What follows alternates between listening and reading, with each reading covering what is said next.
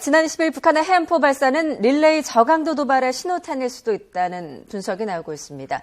이런 가운데 김정은 위원장이 지상군과 공군의 훈련을 잇따라 참관하고 직접 지휘까지 한 것으로 전해져 그 의도와 배경에도 관심이 쏠리고 있습니다. 전문가와 함께 분석해 보겠습니다. 정영태 통일연구원 박사, 강철환 북한전략센터 대표 나오셨습니다. 안녕하세요. 네, 안녕하세요. 안녕하십니까. 예, 김정은 위원장이 직접 지휘한 이번 훈련, 특이한 점은 평양 사수 훈련이라는 점인데요. 그 의도가 뭐라고 보십니까?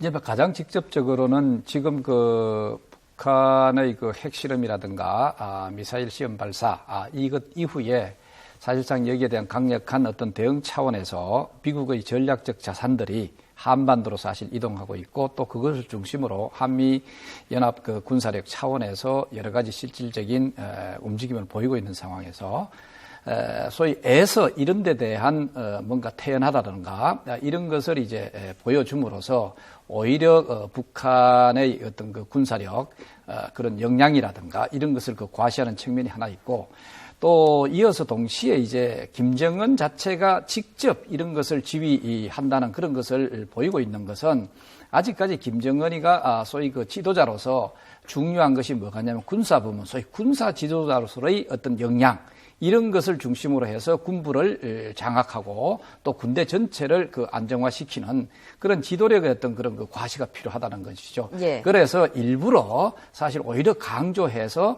김정은 위원장이 이러한 군사 훈련에다가 직접 참관하는 그런 모습을 사실 선동 차원에서 내보내고 있는 것이 아닌가 이런 생각이 듭니다. 예. 제가 조금 첨부해서 말씀을 드리면요. 지금까지 북한 군부의 군사 그 훈련은 주로 이제 대한민국을 이제 침략하기 위한 어떤 형태로 이제 진행됐거든요. 그래서 모든 군단의 기동 훈련은 전부 다 이제 남쪽으로 들어가는 훈련을 했는데 이번 좀 이례적인 것은 평양 방어 훈련을 했다는 것이죠. 그러니까 이게 조금 북한 군인들이나 북한 주민들에게 상당한 좀 이례적인 일로 좀 받아들일 수가 있는데요. 네. 저는 두 가지로 분석을 하는데 한 가지는 국제사회의 동정론을 좀 받기 위해서 그러니까 우리는 이제 침략하는 것이 아니라 한미연합군의 침략으로부터 우리는 좀 방어하기 위한 어떤 훈련이다. 예. 이 동정론 측면이 있고 또 한 가지는 이제 그 실제로 그 한미연합군 전략 자산이 북한 지역 내에 투사되는 것을 염두해서 할 수도 있습니다. 그러니까 실제 위협을 느끼는 것이죠. 그래서 예. 북한의 그 최고사령부의 그 평상시에는 평양 중심부의 최고사령부 본코가 있습니다. 근데 만약 평양이 뚫리게 되면 평양시 삼석구역에 있는 국사봉의 그 산속의 지하에 또 있거든요. 이게 2차 방어선인데 2차 방어선이 뚫리게 되면 저기 자강도 만포에 있는 최고사령부 최후보로가 있습니다. 이게 바로 6.25 전쟁 때 한미연합군이 밀고 올라갔을 때 최후로 이제 그 있었던 최고사령부 자리인데요. 그러니까 그만큼 북한도 항상 남침 전략을 쓰고 있지만 또 최후에 또 밀릴 경우를 생각하기 때문에 그런 경우도 가상을 하고 있는데 예. 이번 훈련 같은 경우는 좀 이례적인 것 같습니다. 그러니까 평양을 방어한다는 게 지금까지는 예. 없는 개념이거든요. 예. 그래서 항상 보면 이제 주요 군단들이 전부 다 전면지대에 나가 있고 예. 평양 주변에는 군부대가 그렇게 많지는 않습니다. 예. 근데 그런 상태에서 평양 방어 훈련을 한다는 게 조금 북한의 김정은도 좀 위기를 느낀 것이 아니냐. 예. 또 그걸 또 김정은 본인이 또 직접 또 이제 지휘를 한다고 그러니까 김정은 본인이 약간 좀 많이 쫄고 있지 않냐는 그런 생각이 듭니다. 예. 그러니까 이제 방어 훈련을 한 것은 좀 상당히 이례적이다라는 분석이신데요.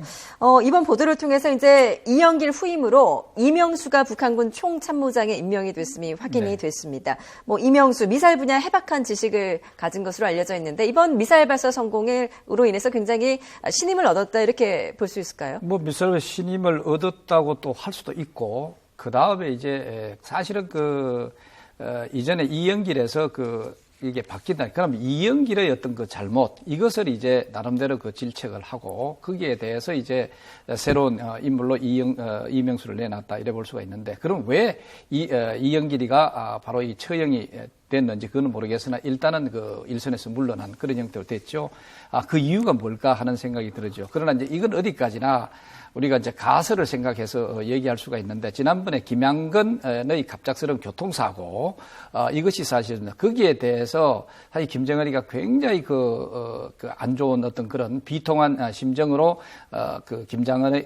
김양근의 어떤 그런 그 장례식에 참석했다 이렇게 얘기를 하거든요. 예. 그때 이게 김양근의 그 차를 쳤다고 하는 이것이 바로 이제 군부의 그 자동차 소위 트럭이라고 이래 얘기를 하는 그런 또 나름대로 그 첩보가 사실 있죠. 예. 이렇게 봤을 때 여러 가지 이러한 어떤 그 사건이라든가 이런 데 대한 질책으로 이영길이가 물러났을 가능성 뭐 이런 것도 우리가 한번 생각해 볼 필요가 사실 있을 것 같아요. 예.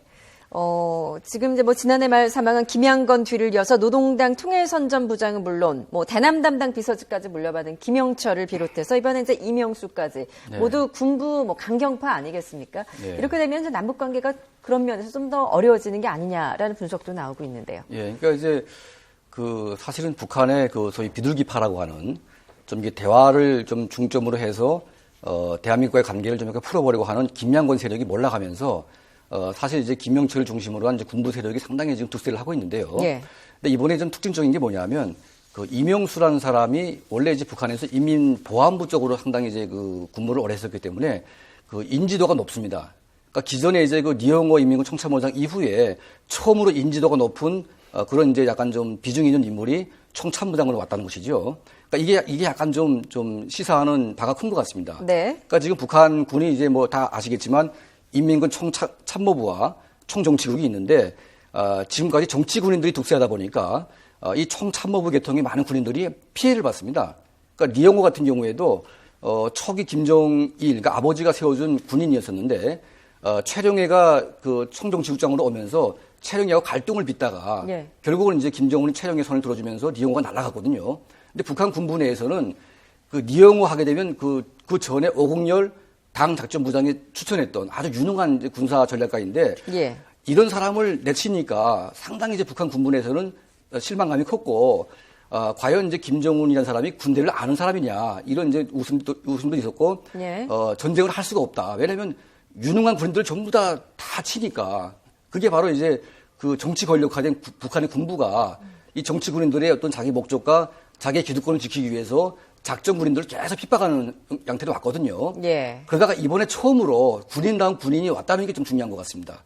그러니까 그전에 처형된 니영길이나 뭐 현영철 이런 군인들은 정치 군인들에게 약간 휘둘리는 사람이었지만 이번에 총참모장은 약간 좀 강단이 있는 예. 그야말로 전쟁을 좀 할 배짱이 있는 그런 사람으로 왔다는 측면에서 또 이번에 또 황병서가 또 안 보이고 있습니다. 예. 그러니까 이제 김정은도 정치 군인이 너무 나서 이제 약간 좀 앞에 설치게 되면 북한 전체 군부의 어떤 그 사기가 떨어지기 때문에 그런 점을 좀 감안한 것이 아니냐 이제 그런 예. 생각이 듭니다. 뭐 말씀대로 지금 황병서가 모습을 보이지 않았는데 그래서 이제 그 황병서가 지금 뭐 대남 그 군사 도발을 지금 준비하고 있는 게 아니냐 이런 분석도 나오고 있는 것 같아요. 이제 사실 뭐 대남 군사 도발을 준비한다든가 여기에 대해서 계획을 세운다든가 하는 것은 사실 그 총정치국장이 할 일이라기보다는 오히려 참모 쪽에 그 역할이 더 강한 것 같아요.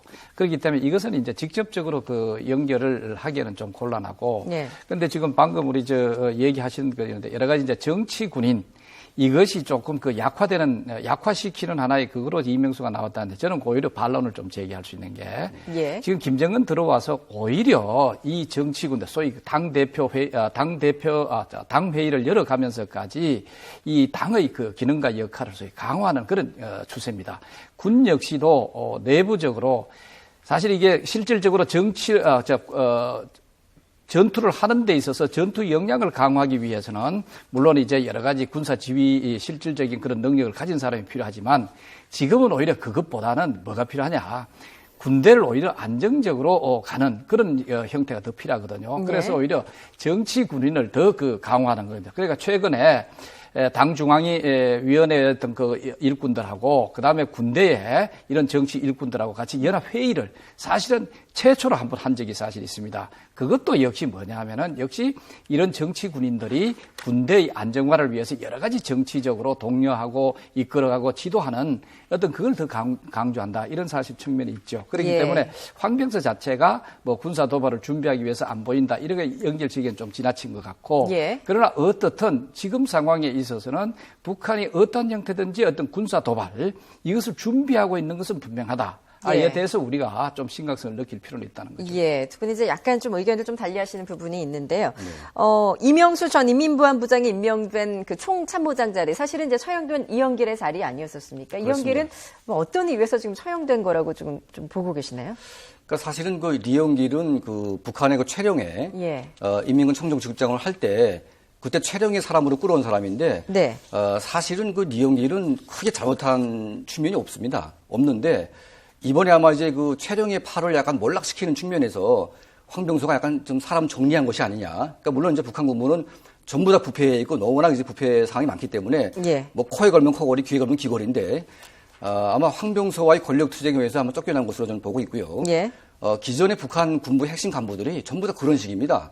그래서 특히 이제 변인선 그 인민군 총참모부 작전국장 같은 경우에는 이 사람은 그야말로 북한 총참모부에서 핵심 군인 중에 군인이었었는데 네. 2014년 8월 달에 김정은이 북중 관계를 잘못 틀어버리면서 북중 관계를 모두 끊어버리라고 했는데 그 북중 관계 가운데 군사 한라인 부분이 있습니다.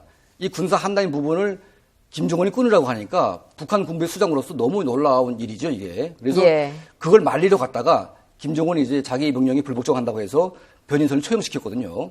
그러니까 그 이후에 북한 군부의 군인들이 전부 다 자기 주장을 할 수가 없습니다. 예. 그러니까 김정은이 말을 하면 그게 잘된 것이든 잘못된 것이든 무조건 따라야 되기 때문에 그런 분위기 속에서 뭔가 누군가가 총대를 메고 한다는 것은 자기 목숨을 걸어야 되기 때문에 지금 그 한간에서 도는 얘기가 뭐냐면 황병소가 뭐 미국 CIA에서 파견한 간첩이 아니냐.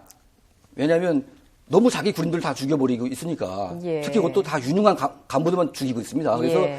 그런 말이 돌고 있는데 그런 이제 국가안전보위부의 그 내부 동향을 김정은이 보고받고 너무 이제 황병소를 내세우는 것이 군부의 사기와 직결되기 때문에 예. 조금 자제를 시키는 것 같은 느낌이 듭니다. 예. 지금 뭐 오죽하면은 그런 이제 확인되지 않은 설이긴 한데 그런 말들이 이제 북한 내부에서도 돌겠습니까? 어떻게 보십니까? 이런 김정은의 공포 정치 앞으로 이제 체제 결속에 이게 장기적으로 볼 때는 도움이 더 되지는 않을 것 같은데 어떻게 좀 전망을 하시나요? 상당히 부정적으로 작용할 예. 거예요. 사실은 그 북한 체제 자체가 김일성, 김정일, 김정은까지 3대 세습으로 내려오기까지는 이런 나름대로의 그 간부들의 신뢰가 있었습니다. 뭐냐 하면은 자기들이 충성을 바치면은 그 대를 이어서까지 자기 자리를 오히려 유지해주고 보호해주고 해준다는 이런 사실 믿음이 있었던 거죠. 그렇기 때문에 사실은 여러 가지 그 충성의 구조가 연결되어 왔다고 볼 수가 있죠. 예. 그러나 김정은 체제 들어와서는 이런 충성 구조가 완전히 무너졌다 이렇게 볼 수 있습니다. 왜냐하면은